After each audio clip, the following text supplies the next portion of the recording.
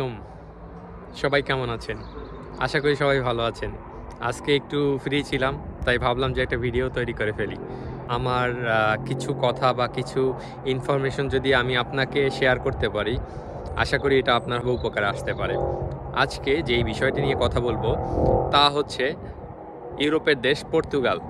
পর্তুগালে কিভাবে আপনারা স্টাডি ভিসায় চলে আসতে পারেন এবং সেখানে স্টাডি করতে পারেন। অনেকেই আমরা অনেক দেশ নিয়ে ইউরোপের ভিসা প্রসেসিং করি অথবা যাওয়ার চেষ্টা করি। তার মধ্যে আমরা অনেকেই জানি না যে একটা অন্যতম দেশ হচ্ছে পর্তুগাল। পর্তুগাল যে শুধুই আপনি খেলাধুলা বা এটার জন্যই চিনেন তা কিন্তু নয়। পর্তুগালে আসলে অনেক ভালো ভালো ইউনিভার্সিটি আছে এবং আপনি জেনে আরও খুশি হবেন যে পর্তুগালে আপনি এমন এমন ইউনিভার্সিটি পাবেন যেই সব ইউনিভার্সিটিগুলো হচ্ছে ইঞ্জিনিয়ারিং এবং রিসার্চের জন্য খুবই ভালো ইউনিভার্সিটি এবং সেই সব ইউনিভার্সিটি থেকে আপনি ভালো জায়গায় চলে যেতে পারবেন ডিগ্রি অর্জন করে। এবং এইসব ইউনিভার্সিটির খরচ একদম খুবই আপনার অ্যাফোর্ডেবল এবং সেই খরচটা হচ্ছে ১,০০০ থেকে ৩-৪ হাজার ইউরোর মধ্যে। আর আমি যদি এর ভেতরে কিছু ইউনিভার্সিটির নাম বলি যারা হচ্ছে অন্যতম, তার মধ্যে হচ্ছে ইউনিভার্সিটি অফ লিসবোয়া বা লিসবন এবং university of Coimbra, university of Porto, তাছাড়া নোভো ইউনিভার্সিটি আছে, এগুলোই অন্যতম। এই ইউনিভার্সিটিগুলো এবং আপনি দেখতে পারেন, আমি তো আপনাদের কার কোন সাবজেক্ট সেটা জানি না, তবে আপনি এই ওয়েবসাইট ঘেটে আরও কিছু ইউনিভার্সিটি পাবেন যে ইউনিভার্সিটিগুলোর কস্ট খুবই কম এবং এটা যে কোনো মানুষের জন্য অ্যাফোর্ডেবল এবং তুলনামূলক খুব easy to get the chance into that subject. এবং আপনি অনেক ইউনিভার্সিটিতে আপনি আইএলটিএস ছাড়াও অ্যাপ্লাই করতে পারবেন, যেটা সবচেয়ে বড় একটা বেনিফিট। এবং পর্তুগালে আপনি যে ২ বছর বা ৪ বছর পড়াশোনা করবেন ব্যাচেলর অথবা মাস্টার্সের জন্য, এই সময়ে আপনার খরচ খুবই কম লাগবে, কারণ আপনি জেনে খুশি হবেন যে পর্তুগাল হচ্ছে ইউরোপের একটি অন্যতম দেশ এবং ওয়ার্ল্ডের ৫ নম্বর শক্তিশালী পাসপোর্ট এবারও ২০২৫ সালে হয়েছে। এবং আপনি যদি এখানে পড়াশোনা শেষ করেন এবং পড়াশোনা শেষ করার পরে আপনি যদি এইখানে কাজের জন্য আবার নতুন করে আপনার ভিসা রিনিউ করেন, এখানকার রেসিডেন্সি নেন, সেই ক্ষেত্রে আপনি ৫ বছর পরে এখানের সিটিজেন হতে পারবেন। এটা কিন্তু ইউরোপের সব দেশ আপনাকে অপরচুনিটি দিবে না। আর আরেকটি বিষয়, সেটা হচ্ছে আপনি যদি ইউরোপে সেটেল হতে চান এবং আপনার ফ্যামিলিকে নিয়ে আসতে চান, তাহলে অবশ্যই বলবো ইউরোপের মধ্যে পর্তুগালই একটা মাত্র দেশ যেইখানে খুবই খুবই খুবই সহজ আপনার জন্য ২০২৫ সালে ভিসা নিয়ে তারপর এখানে সেটেল হওয়ার।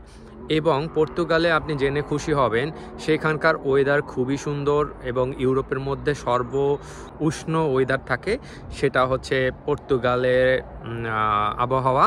এবং সেখানে তুষার পড়ে না প্রায় 95% প্লেসেই।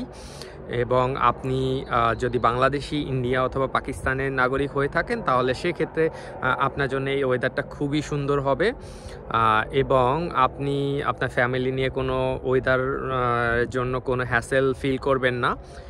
আর আরেকটি বিষয়, ইউরোপের অন্য দেশগুলোর চেয়ে পর্তুগালে হচ্ছে লিভিং কস্ট খুবই কম এবং বিশেষ করে বাংলাদেশি যারা আছেন পর্তুগালে, আমি যতটুকু জানি যে বাংলাদেশি কমিউনিটি হচ্ছে খুবই স্ট্রং এবং সেইখানে আপনি সকল ধরনের খাবার দাবার সব কিছু পাবেন।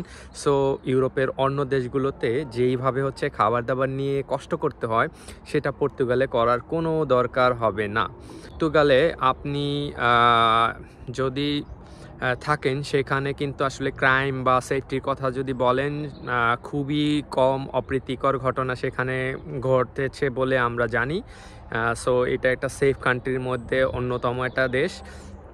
এবং পর্তুগালে আপনি যদি আপনার ফ্যামিলি নিয়ে থাকতে চান, সেক্ষেত্রে আপনাকে পার মান্থ তেমন বেশি কষ্ট আসলে গুনতে হবে না। তুলনামূলক যদি আপনি চিন্তা করেন জার্মানি, নেদারল্যান্ডসে পড়ার, সেই ক্ষেত্রে আপনাকে অনেক আসলে পার মান্থ ফ্যামিলি নিয়ে থাকার জন্য অনেক টাকা খরচ করতে হয়, সেটা পর্তুগালে দরকার হয় না। এবং পর্তুগালে আপনি জব করতে পারবেন, বিশেষ করে হসপিটালিটি রিলেটেড যেই সব কাজ আছে, যেমন হচ্ছে রেস্টুরেন্ট বা হোটেলে জব। এখানে আমি যেটা জেনেছি যে পর্তুগালে অনেক বিদেশিরাই হচ্ছে জব করেন হোটেল এবং রেস্টুরেন্টে। সো অনেক ওনারও হচ্ছে বিভিন্ন দেশ থেকে এসে পর্তুগালে হোটেল বা রেস্টুরেন্টের বিজনেস দিয়েছে। সো তারা প্রেফার করে যারা ইংলিশ জানে, তবে পর্তুগিজ ভাষাও পারদর্শী হতে হয়। তবে সেটা অল্প পরিমাণে যদি আপনি পর্তুগিজ ভাষা শিখে নেন কিছু মাস যাওয়ার পরে, সেক্ষেত্রে আপনি এই জবগুলো ইজিলি পেতে পারবেন। তো আমি আজকে ভিডিওতে কিছু তথ্য দেওয়ার চেষ্টা করেছি। আশা করি এই তথ্যগুলো আপনাদের খুবই উপকারে আসবে এবং আপনারা পরবর্তীতে ইউরোপে সেটেল হওয়ার জন্য একটা ভালো ডেস্টিনেশন খুঁজে পাবেন পর্তুগালকে। আর যদি কেউ কোনো কিছু এই নিয়ে আরও ডিটেল জানতে চান, সেক্ষেত্রে আমাকে আমার ডেসক্রিপশনে দেওয়া ফোন নাম্বারে আপনি শুধু মেসেজ করবেন। সরি, আমি বলে নেই, আমি আসলে সবসময় ব্যস্ততার মধ্যেই থাকি।